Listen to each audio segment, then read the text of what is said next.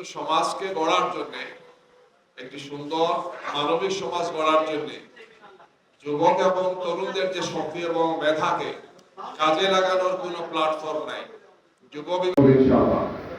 ভবিষ্যৎ বলবে ইনশাআল্লাহ সেটা কি হবে। আপাতত এটা একটা বিভাগ, খুব গুরুত্বপূর্ণ একটি বিষয় সরকারের জন্য, রাষ্ট্রের জন্য, জাতীয় দায়িত্ব পালন করছেন যারা নেতৃবৃন্দ, তাদের পরিকল্পনা গ্রহণের সেটা খুব গুরুত্বপূর্ণ বিষয়। তারা গুরুত্ব না দিলেও জামাত ইসলামী আলহামদুলিল্লাহ গুরুত্ব দিচ্ছে। আমরা আমাদের তরুণদেরকে, আমাদের যুবকদেরকে, আমাদের এই যে বিপুল সংখ্যক তারুণ্য এবং যৌবন নির্ভর শক্তিকে আমরা কাজে লাগাতে চাই।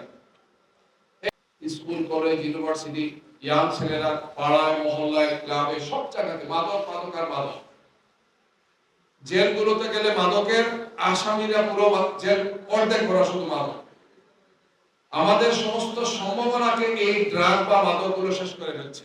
আন্তর্জাতিকভাবে মাফিয়া চক্র এই যুব জনশক্তিকে মাদকে আকৃষ্ট করে তাদের সমস্ত সম্ভাবনাকে, যৌবন এবং তারুণ্যের এই শক্তিগুলোকে ধ্বংস করে দিচ্ছে।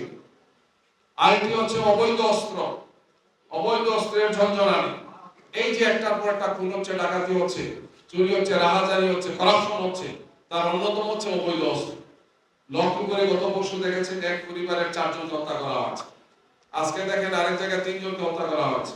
প্রায় প্রতিদিন এই ধরনের ঘটনাগুলো ঘটছে। অবৈধ অস্ত্রের ঝঞ্ঝনানি, এই অবৈধ অস্ত্রগুলো আমাদের যুবক এবং তরুণদের হাতে তুলে দেওয়া হচ্ছে এবং এরা সন্ত্রাসের সাথে জড়িত হচ্ছে।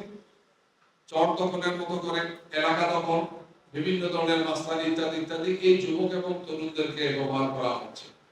নির্বাচনকে সামনে রেখে এই যুবক এবং তরুণদেরকে ব্যবহার করা হয়। অর্থাৎ যে তরুণরা জাতির সবচেয়ে সম্ভাবনাময় শক্তি,